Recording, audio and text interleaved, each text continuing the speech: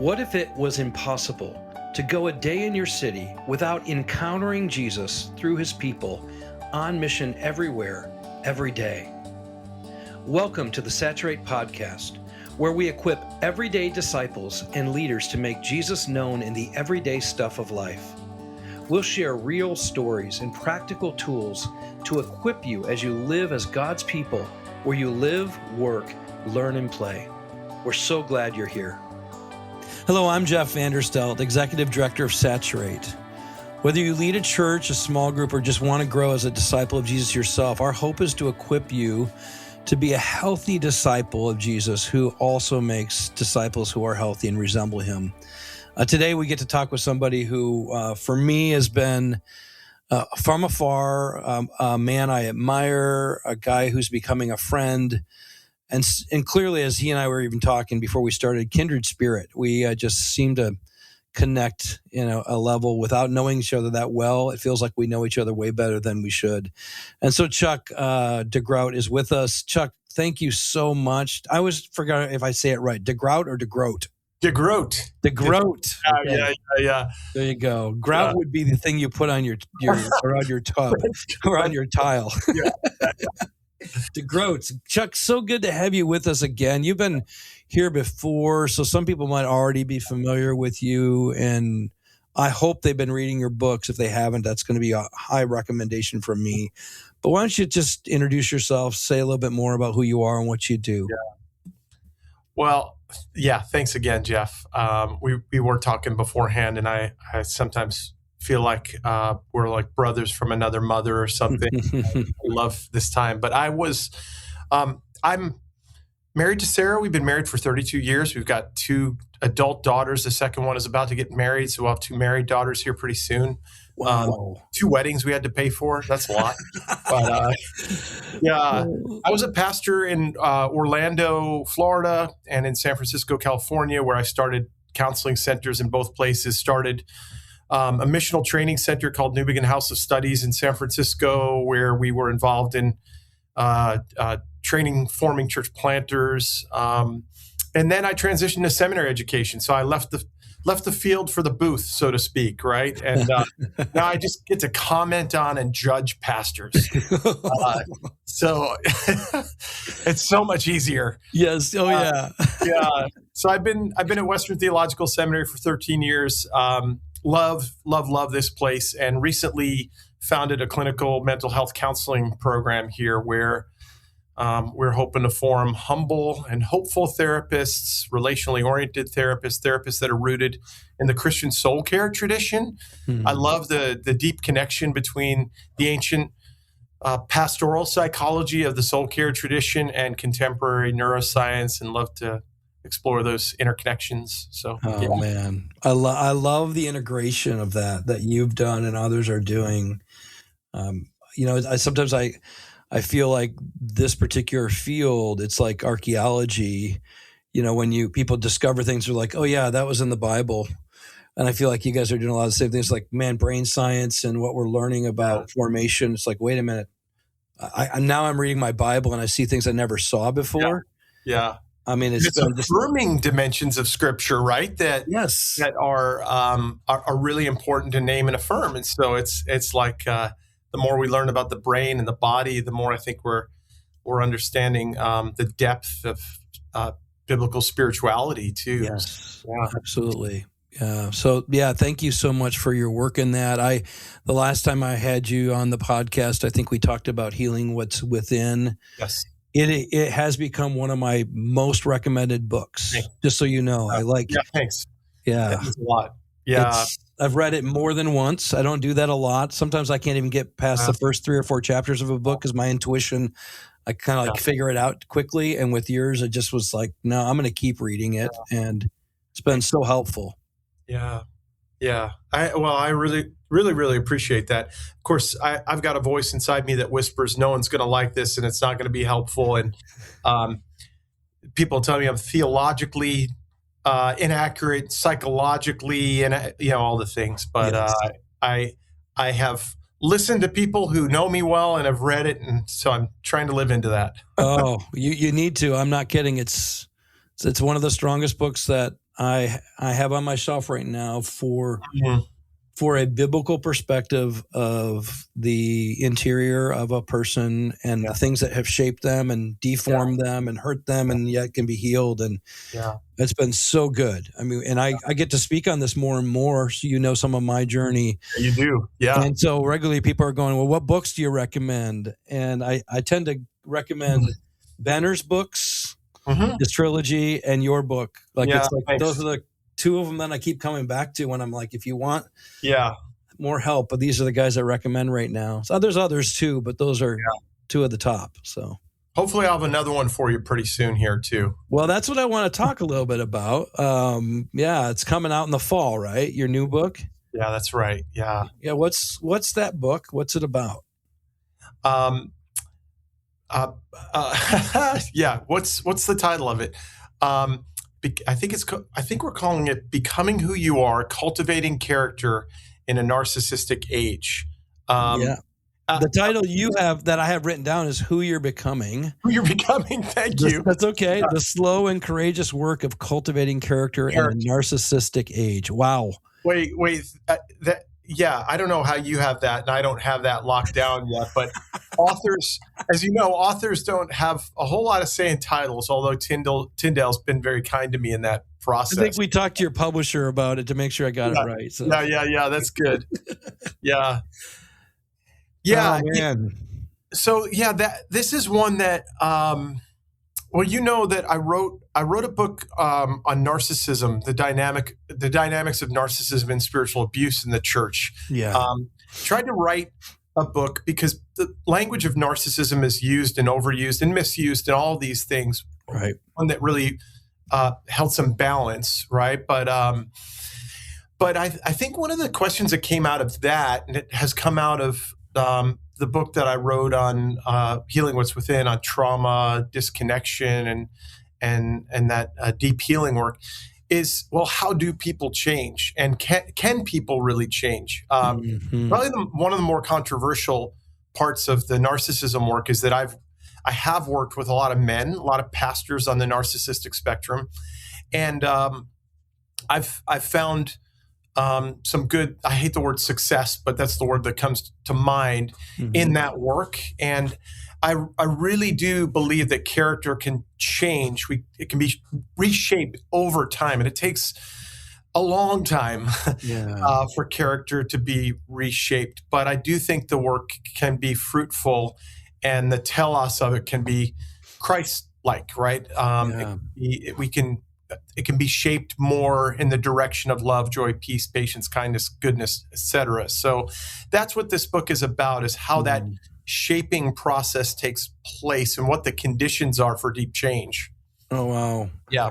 Well, even as you just described the fruit of the Spirit, the thought that popped into my head is the number of times I've heard people say, yeah, but his ministry was so fruitful. Yes. Yeah. And I guess before I even say that, I should preemptively say, I know I've been on my journey for a while, and I still have work to do. So when you talk about the slow process, it's real, man. But then just when you popped out the description of the fruit of the Spirit, my mind went to, man, why have we settled with quote unquote fruit, which is really production? We call that fruit of ministry, instead of the fruit of the Spirit being the thing that measures our development. Character. Our deeper development.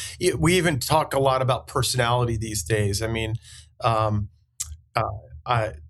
Myers-Briggs and Enneagram and all the different things, but that doesn't even get down to the level of character either, right? So we're talking about sort of the deep architecture of the human soul, right? And how one can change at that deep subterranean level. And that's a process that I think is others have talked about. I mean, I really love N.T. Wright's work and Jamie Smith's work. And, yes. But oftentimes it's talked about in terms of habit formation, which I'm all on board with. And I want to suggest that there's actually a conversation that we need to have beneath the level of habit formation that gets at how we change at a core level. And so that's what this gets into. Obviously, we don't want to give the whole book away in a Yeah. podcast, but what are some of those things that Yeah. you've discovered along the way that have helped? Yeah. So, I mean, when I talk about habit formation, if folks are familiar with N.T. Wright's work, Jamie Smith's work, there are others I could name. They'll talk about cultivating new habits through. Jamie does such a beautiful job talking about liturgical worship and formation in and through worship and liturgy. The new habits that we cultivate through spiritual practices that eventually become secondary, you might say, as Jamie says, automaticities, right? And I think there's something to that. I think what I would get at in and through my work, in particular with personality, what we call personality disorders. I hate language that pathologizes, but I mean, this is just the language that we use. Yeah. In my work with people on that narcissistic spectrum, it's not as simple as engage these new practices, do a 2-month sabbatical, right? I mean, you've seen this. We've done this work with leaders over the years, right? Cultivate these new habits, and something at a core level needs to shift. And what I would suggest is that when we're talking about personality disorders like narcissism, when we're talking about character malformation, we're talking about the nervous system in a state of dysregulation. I talk about this in Healing What's Within. Sympathetic storm is a state of, that's the gas pedal. It's a state of fight or flight, some of those more familiar nervous system responses that your listeners might be acquainted with. Mm-hmm. Fawn, more of a pleasing and appeasing mode. This is a nervous system in go mode. And a lot of us in ministry are in go mode all the time. We live in chronic sympathetic storm. We live on this hamster wheel of go, go, go, go, go. We've been formed probably from our earliest years, I would suggest, in chronic sympathetic storm, in this state of, I've got to keep my foot on the gas pedal, or else, fill in the blank, I'll be a failure, or else.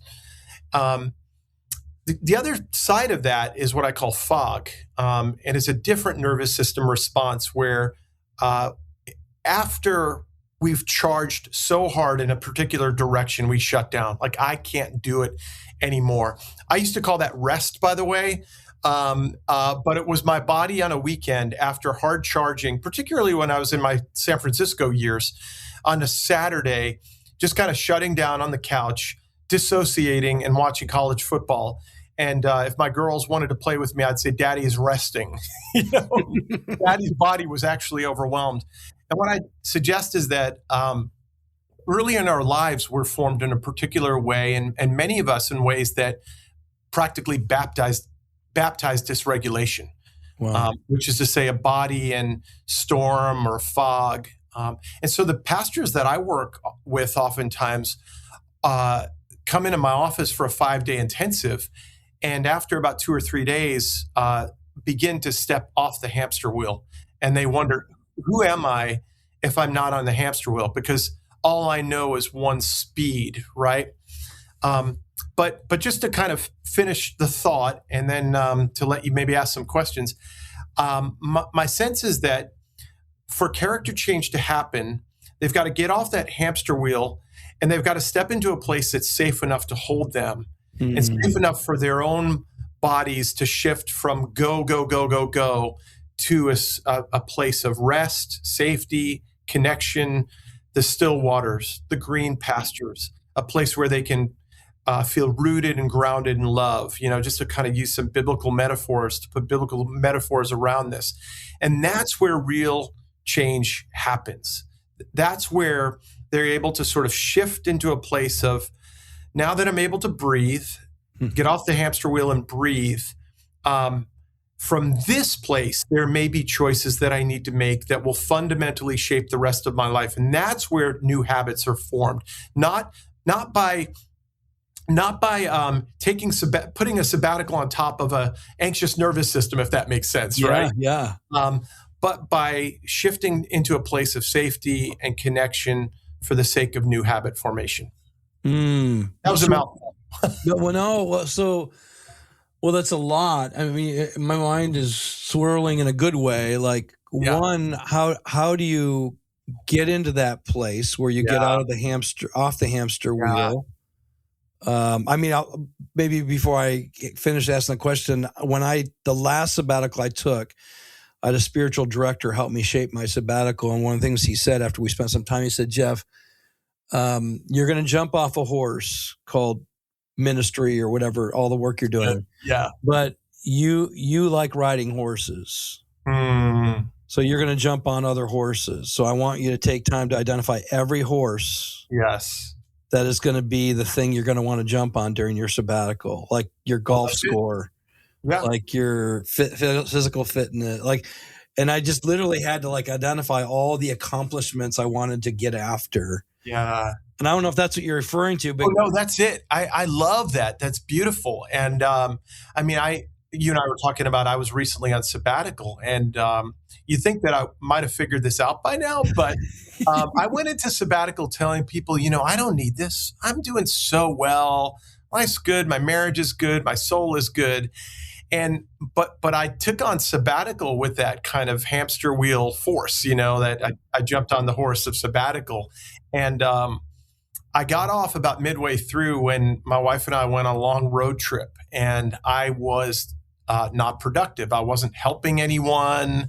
I didn't have anything to do, if you know what I mean, right? Yes. And I had no podcast schedule, and I had all the things. And so, and my body let me know. I mean, within 24 hours, there was some sense of, the first feeling was this deep sense of emptiness. If any of your listeners kind of can relate to that, some sense of who am I apart from what I do? Yeah. Which, I mean, I can't tell you how many Henry Nouwen books I've read where he said that, how many hours of therapy I've done. And yet it's really challenging, right? And so I think that's exactly it. Okay. So in that space, because I did find it, my last sabbatical, it was so different than the one previous to that, because the one previous to that, I was just as busy and running as before, just was not quote unquote ministry work. But this last time I did, and it was a crisis. I will say there was some crisis in the midst of it, because as much as I preach a gospel of rest, a good news that I truly don't have to earn anything, I found myself not okay with myself. Yes. Yeah. And there's a part of me wish I had your book before I went on it, but I did get, thankfully, someone guiding me through the process, and it was really helpful. I am curious, what are those practices then that we want to engage in that place where we get out of the wheel, off the horse, the anxious process gets shut down or calmed, maybe is the way to think of it.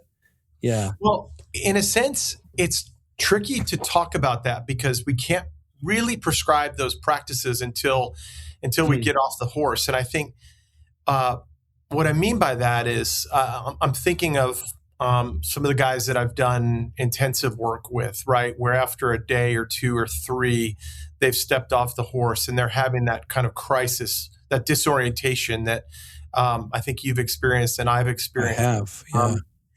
And what ends up happening is they see all the good things, like you and I have too, that they're doing that they thought were good spiritual practices that were in fact ways of avoiding a deeper conversation. Yeah. And so it's in that place where their body begins to shift. Now, if we think of this at sort of a neuroscience level or a nervous system level, what needs to happen at that point is our bodies need to shift into a different state, a state of safety, a state of connection, in order to change. What we know about the human nervous system is that if we're in chronic sympathetic storm, if we're in that go mode, if we're in fight or flight, for instance, it's really challenging to change from that place. It's going to be forced. It's going to be manufactured. It's going to be performative, and this is where I think in our work, we've probably seen a lot of guys who've done all the good things. And then we get the email about moral failure or something. What happened? Yeah.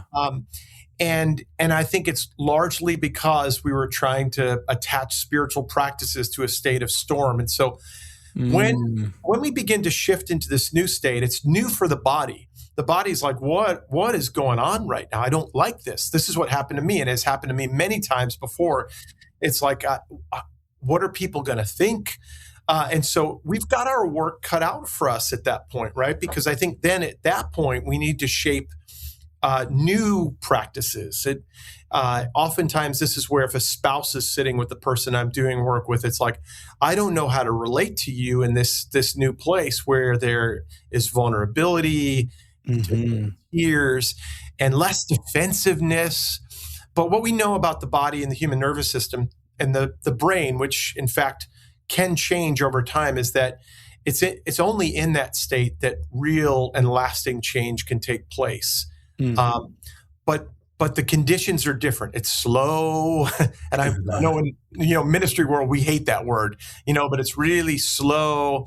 It's got to be tenderly sort of. It's got to be tended to in a very careful and tender way, and it's very vulnerable because there is that constant pull to jump back on the horse, and so this is where I think the character conversation takes on a different shape, because it's like it's not just about new practices and habits; it's about shifting into this state of safety and connection and the formation of habits and practices from there. And that's delicate work. I mean, I think your spiritual director or counselors knew what he was doing and knew you well. Thankfully, Yeah, I know he knew me well.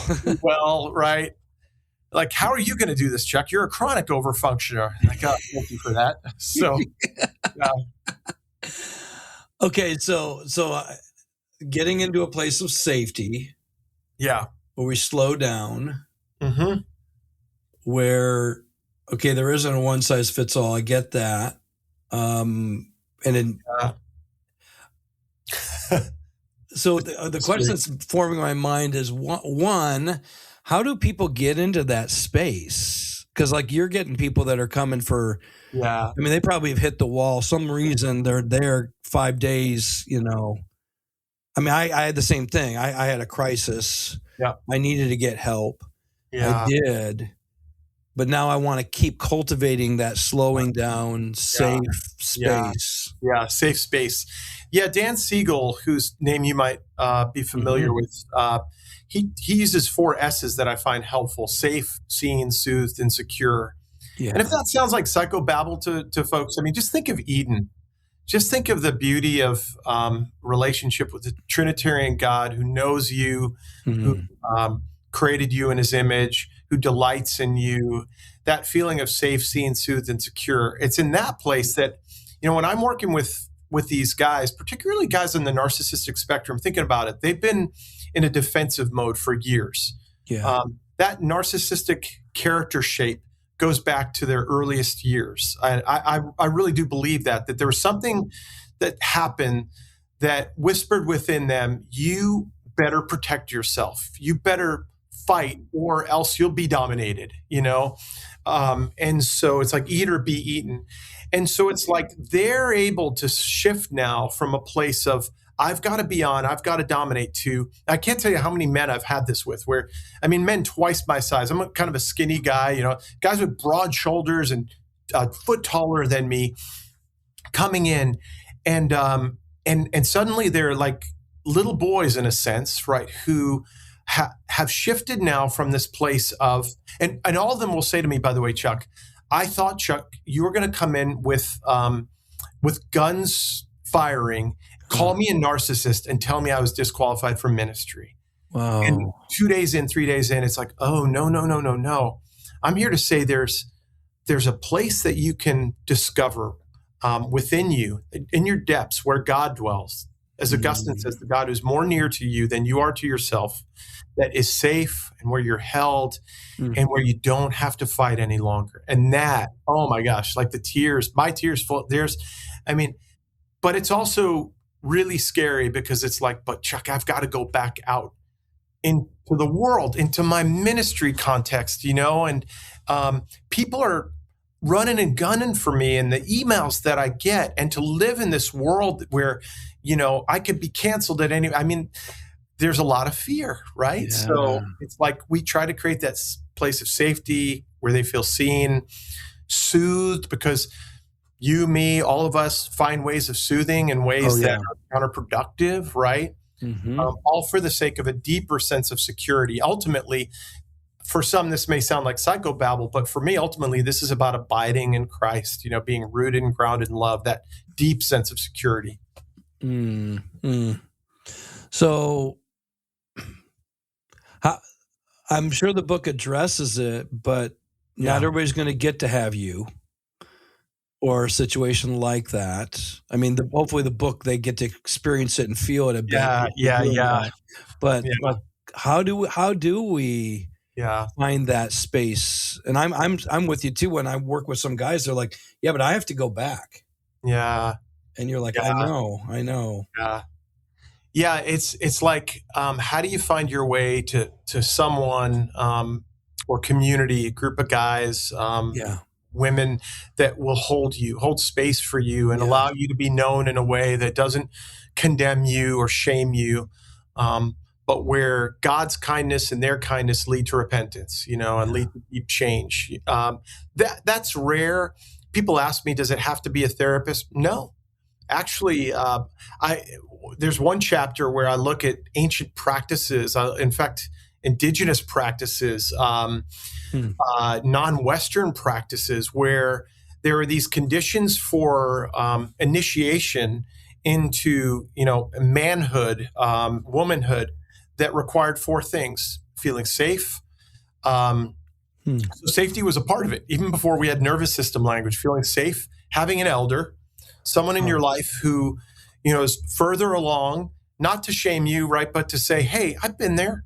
And I'm here now to hold you. A community that you're seen by, so a brotherhood, a sisterhood, that holds space, that is struggling with you.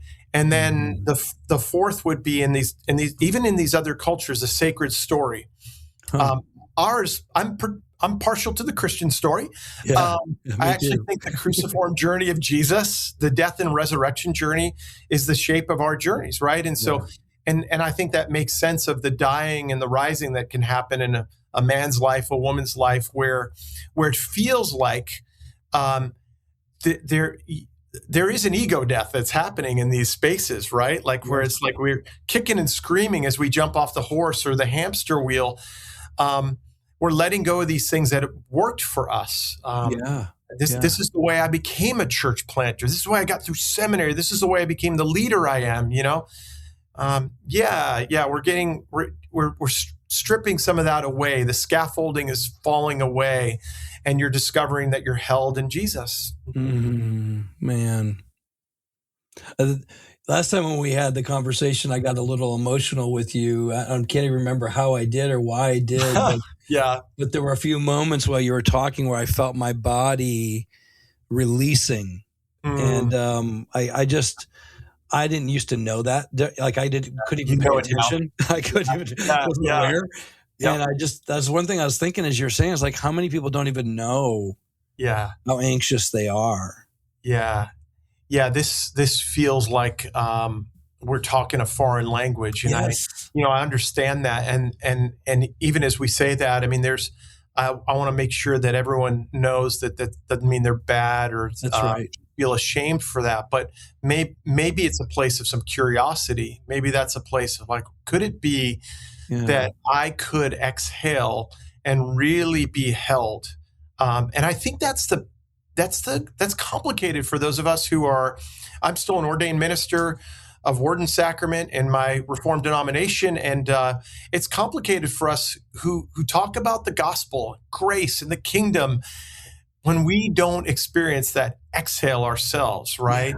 Like I've got plenty of folks who are pastors who are like, I don't know the still waters and the green pastures. What I know is that every day feels like I'm living in this dog-eat-dog world. And I'm not sure if tomorrow, they're going to say I suck or I'm the best pastor in the world. if I'm going to have a job or not have a job, if I'm going to address this political moment the right way or be crucified for not addressing it at all, whatever it might be, right? There's so much anxiety. I just want to say, no, your body is just locked up because it feels like your body feels like it needs to be locked up. It feels like you're driving into an intersection and you're about to have an accident. And I want to help you find a way into, those rural roads that I used to drive when I moved from Long Island, New York, where I grew up, to Iowa, to Dordt College, where it's these open rural roads where it's like, I can breathe now, Yeah. Wow. So how does someone know that this is even happening in that? Like, are there indicators you help people discover? Yeah. I was just teaching on desire in my class earlier today. And, the Christian tradition, we've got ways of talking about desire. Of course, Augustine is the theologian of desire. So is C.S. Lewis. But hearts are restless until they find their rest in God, right? But in the Christian tradition, we often talk about two detours, so to speak: disordered desire. That's Augustine's idea of concupiscence, which is a kind of grasping after the thing that won't bring you satisfaction ultimately. And disowned desire, which is acedia in the Christian tradition, which is to say, I'm just going to shut down my heart and not want anymore, which is like a Christian stoicism, so to speak, And what I often say is that, you're what you discover in this place of rest, when you finally step off the horse, is a spaciousness that opens you to what I call devoted desire, another D, which is to say a heart that begins to long in new ways. There's a beautiful quote that I love to offer from Neil Planting, the former president of Calvin Seminary, where he says a whole person longs in certain ways. He longs for God and the beauty of God, for Christ and Christ's likeness. I can't quote the whole thing. He even says he longs for the way of a squirrel with a nut, which is to say enjoys the beauty of creation, a sunset, a flock of geese flying overhead, a newborn baby, all the things that awaken our hearts. And I think what ends up happening is, guys will ask, how? What do I do next? But I'll say, this is going to sound weird to some of your listeners, like, okay, here he goes. I knew he trusted Oprah more than Jesus. But it's like, I really believe at that point you can trust your big D desires. I talk about this in a book that I wrote called Wholeheartedness. It's like there's small D desires that it's like, I've got a lot of small D desires. I really want like a yacht. But this is like big D desire. Like I long for... And it's never something like a boat. It's more like I long for wide open spaces where I can just walk and talk to the Lord. I long for a more spacious presence when I go to the hospital and I sit with the person who's on the verge of death and just longs to hear a word from his Savior. I long to be more present to my wife. Things like that, right? And then we can do a bit of shaping work. There's a tenderness there. There's a vulnerability there. And then we ask, okay, so what are the conditions going to be for you for your character to begin to be shaped in this way, according to the fruits of the Spirit, for love and joy and often, that's often where the conversation gets a little bit anxious, right? Because it's like, if I go back to the church that I've been in, they're going to expect me to we just gave you this 2-month sabbatical. We're going to expect you to just pop back in and be refreshed and go, new vision and new enthusiasm. And so that I can't really prescribe anything at that point because, the conversations look very distinct for each individual. We do this work with, right? Yes. As you said it, I want to obviously protect people as I speak, but a guy came to my mind that I got to work with, and I saw just beautiful transformation, and he was contemplating what it would look like to go back, and we had to process through like it can't be the same. Yeah, because you're not the same. You're not the same. No, and so there's a mystery there, right? And I think the strange thing is, you've been involved probably in the church planting world longer than I was. I've not been involved in it quite as much over the last 13 years or so that I've been here, but I was very involved for a good number of years.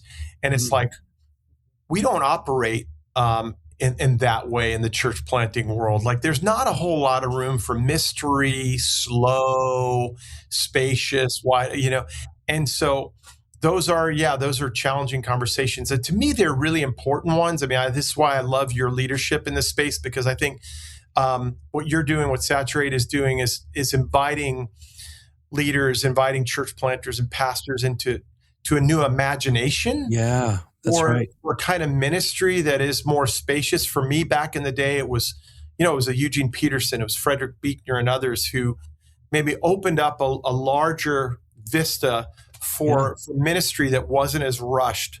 But I tell you, for as much as I read on those things, my body didn't downshift, right? Like, my body was still in go mode. And so what we need to realize is that for all these folks that we read, and for as many Eugene Peterson quotes as we put up on social media, is your body still in go mode? And how can you shift your body from go, go, go, go, go to a place of safety and connection and rest? What? Okay, so now you open up another category that we hadn't talked about yet, and that's the body. Yeah. And the body, whether it's the body keeps the score or whatever, like there's a lot more being written now about the body. And I find a lot of us have been more influenced by Plato than we realize. Yeah, that's right. Of like, the body's bad, spirit good. And yet this is the temple. This is the temple of the living God. And so it's like, let's talk a little bit about that in terms of like what are the cues your body starts giving you? Yeah. Both of the good. The reality that I need to pay attention, and then two, I am safe, soothed, secure, seen. Yeah. Well, we are nefesh, right? We're in soul body. We're embodied soul. And so what I often like to start with is, what is it like, maybe that one day a year, when you feel yourself, when you feel like you're safe and sound in your own body, and people will say, I feel relaxed, I feel present, I feel connected, I feel playful, I laugh with a joyous laugh, right? Tears flow easily. I'm breathing easier. It's like, for those of us in ministry, it's like, how many times a year does that happen for us, right? So it's good to start with a sense of, what does it feel like in that place, if you've had an experience like that. And then what I often talk about is that there's a dashboard that we can imagine, and a dashboard, like a dashboard in a car, right? Where there are some spots where we can look at thoughts and emotions and bodily sensations and relational quality and behaviors and even our own sense of where we are with God. And we can sort of start to pay attention in ways that surprise the folks that I end up working with. I'm sure you have some of this too, where it's like, I'm doing fine. I think everything's good. I don't think anything's going to pop up on my dashboard, until they start paying attention to their thoughts. And it's like, oh yeah, I'm constantly obsessing about what, so-and-so on my elder board is going to say about our budget this year. My emotions. Yeah, I feel, I vacillate between sadness and rage. I'm just so mad at people at times. And yet sometimes I get so down. My body is another spot on the dashboard. I remember I got to speak with Tim Keller back in 2008 or 9 or something on stage at a church planners conference. They only put him up there because they didn't think anyone would come to my seminar. And so it was really, that's exactly it. And so, but I mentioned, this was such a long time ago, I mentioned IBS. And I said some really profound things, Jeff, but the guys that came up to me afterwards were like, what is this IBS thing that you mentioned? And how can I deal with my constant stomach pain, my heartburn? So we start to notice what's happening in my body, my tight jaw, my constantly aching shoulders, our relationships, the people I avoid. On Sunday morning, I will not go past that. I will intentionally avoid our behaviors. yeah, I've just been noticing that I've been scrolling through Instagram or Snapchat. I've been kind of lingering on these. And then our experience of God. I think I'm kind of in a wilderness season. I don't really experience the joy and delight that I once experienced. It just feels like there's not a whole lot of space for intimacy with God. All of those are dashboard lights that are indicators of a nervous system that is in some state of dysregulation. So that's the body. That's how your listeners begin to pay attention to the body. Yes. Oh, good stuff. Okay, so then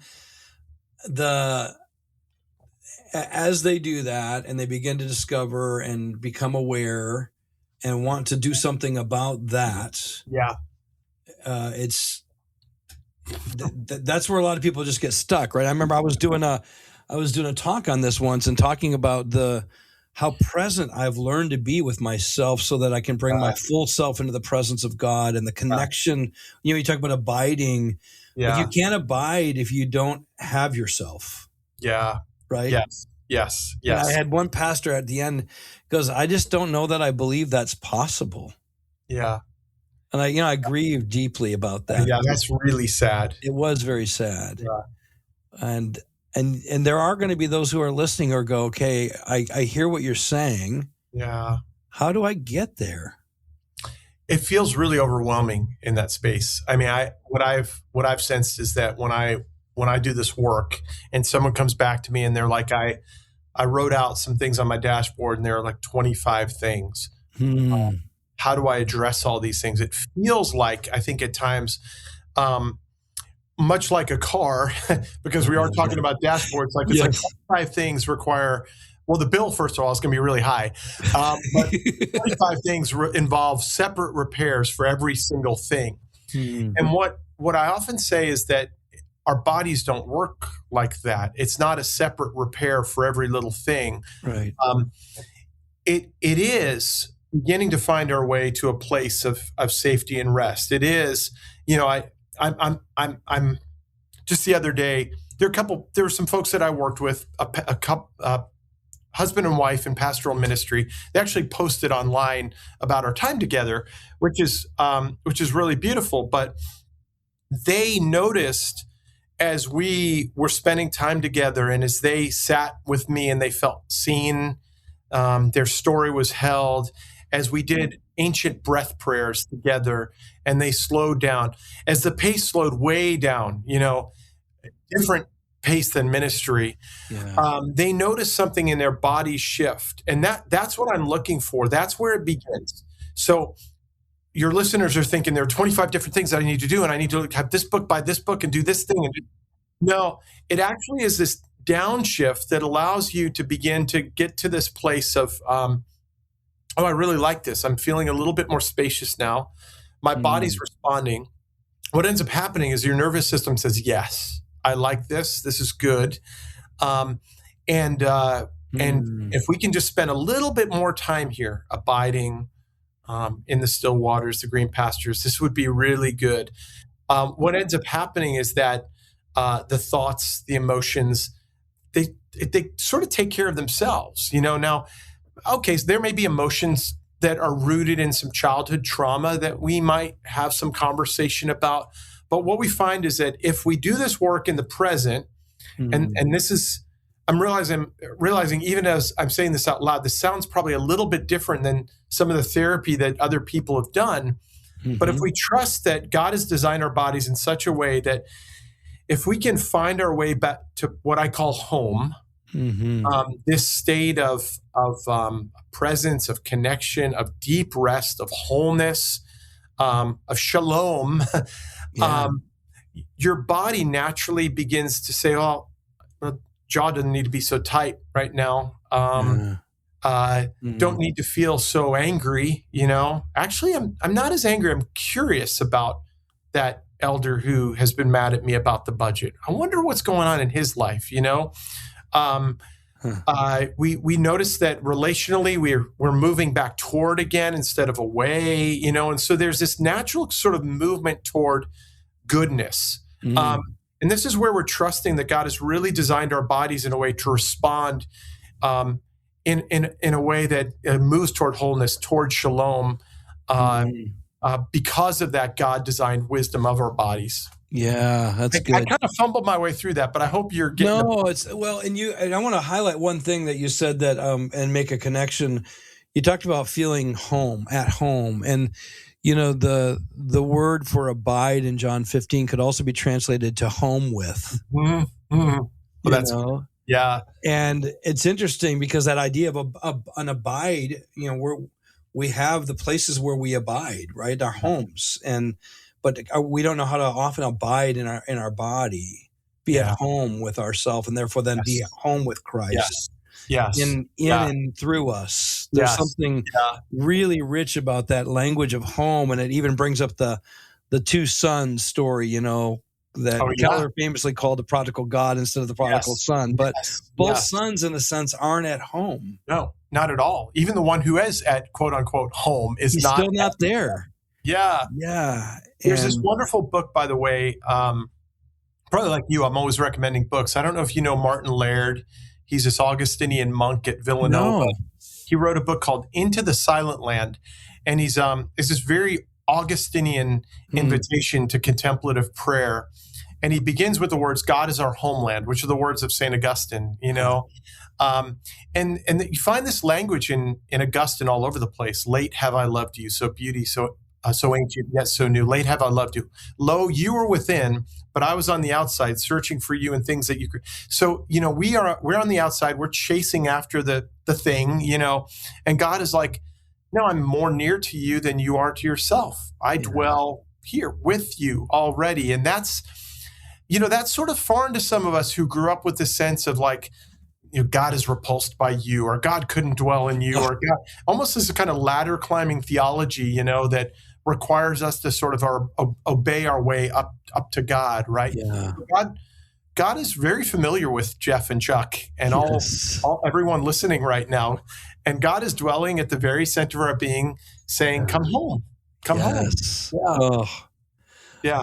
That's just ancient Christian spirituality. I know it is. I know. Well, when you started to quote from Confessions, Augustine, just last week, we were in a planning session about what would be considered some pretty big, audacious things. Like, what are we doing talking about this stuff? Yeah. But we started with that Augustine's words. Yeah. And I just thought, man, I was so glad for the guy who facilitated our time, because he was really saying, hey, there's a lot out there, but like, can we just come be present with his presence? Can we just be at home with the one who maybe we've forgotten about, or in Augustine's words, late have I loved thee? It's like, how long has it taken for us to learn this?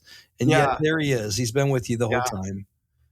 And so this is like Augustine meets nervous system regulation, in a sense of like, as we relax into our bodies, we discover an at-homeness, and that at-homeness is not, we're not merely talking about some embodied state. We're talking about a deep sense of being held by a God who loves you, unfathomably loves you, and that's a really safe place to land. I just think, when we're living in that other space, your body is generally under threat. There's some whisper within your body, stay busy, stay active, stay working, stay over functioning, because if you don't, fill in the blank, you won't have a job anymore. You won't get to the 200 barrier, the 500 barrier, the 1,000 barrier, whatever it might be. And it's like, it's really beautiful. I know you've seen this, and I sometimes get criticized for writing about narcissism in pastors, but I try to tell as many positive stories as so many beautiful stories of pastors who've discovered what Augustine calls this undiscovered country within, and who then begin to pastor out of this place of more spaciousness, rest, and it's okay, because Jesus is Lord. As I was going to quote Leslie Newbegin, but I just blanked on the quote. But Jesus is Lord, and the world might feel like it's coming crashing down around you, and that you've got to do it all. But there's some sense of, as Hezekiah said in Isaiah chapter 30, in repentance, well, he didn't say this, Isaiah said it, but Yeah. repentance and rest is your salvation, and quietness and trust is your strength, which is to say, you've been working so hard, Hezekiah, and your ambassadors, as Assyria has been coming down from the north, threatening you. You've been working so hard to defend yourself. You don't have to defend yourself. I've got you. Repent, rest, get quiet. Oh, man. Well, as you're saying that, I feel like I want to read this. This psalm has become a staple for me in light of everything we're talking about. It's Psalm 131. Yeah. But I just want to read it. O Lord, my heart is not lifted up. My eyes are not raised too high. I do not occupy myself with things too great and too marvelous for me.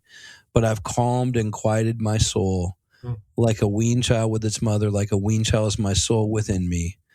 O Israel, hope in the Lord from this time forth and forevermore. And as you were saying, I'm like, that passage just came to my mind, like to be able to be so safe, so secure, so at rest. Let him, he's got it in control. He's big enough to handle it. Yeah. Oh, yeah. I want every leader just to know that space. It's a beautiful space. It sure is. And it's available. I think it is. I think you and I would both want to affirm. It also feels kind of terrifying to let go of all those things that you feel like you need to hold on to for some sense of sometimes even for your livelihood, you know. Yeah. And that's real. I mean, we're all wrestling. You and I were talking about our parents. Mine have passed in the last few years, and we were, you know, they didn't prepare for their later years, and we were scrambling to find the money. And there were times where I was like, I just got to hustle. You know, I got to figure it out. So it's all these things are real. It's not real. We're not talking about some sort of saccharine spirituality that circumvents the honest realities of our lives. You know, it's all very, very real. And God is offering so much more to us at the same time. And so we try to hold space. I know you and I try to, and there are many who try to hold space for this dual reality. And I suppose in this season, I mean, I'm 55. I suspect that you're probably not too far off, right? Yeah, I'm 57. Yeah, right. So in this season of life, I do feel like there's a little part of me that wants to have my cake and eat it too. You know, there's a little part of me that like so deeply longs for that rest, and also feels a little bit like gotta hustle for the next 10 years or so. You know, there's more to be done.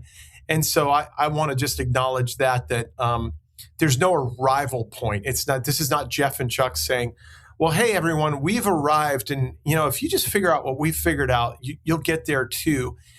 We're all wrestling with this and trying to live into the grace that's daily offered to us. Yeah. Man, thank you so much. Yeah. I know the book's not going to be out till the fall, but I definitely recommend people get it when it comes out. In the meantime, maybe as we close, any closing words for just to encourage our listeners and maybe some immediate steps they can begin to engage in this that come to your mind? Yeah, well, I mean, I think first I'd say if there's any resonance with any of this, sit with it for a little while. Yeah. You know, I think the temptation is to try to figure out something. You know, okay, I better email Chuck or Jeff or see. Yeah. They have a counselor I should go to see. You know, because we're in a fix-it world, a fix-it culture. Mm-hmm. But I'd actually say stay with the discomfort for a little while and see if the Lord might meet you in that discomfort, and maybe discern from there what your heart might be telling you, not in some weird way again, you know, but in a sense of maybe the Spirit speaking through you. Yeah, it's time. It's time for you to shift in a new direction. It's time for you to reach out to that guy in your church that sits in the back row. He's never wanted to be an elder, but he's just so present. And maybe just grab a little time, have a coffee, just say, hey, can I talk to you about where I am? But I'd say slow way down. Let's not try to solve this right away, but let's just stay linger just a little bit longer with some of what you've heard and some of the discomfort of it, and see what the Spirit might be whispering in and through that. I love that. I love that. That's an invitation to curiosity. Yes, that's right. That's by the way, a really important word for Christians these days. Yeah. It sure is. Yeah, it sure is. Well, Chuck, thank you so much. I'm sure I'll bring you back on again after the book comes out. Maybe we can talk more about it.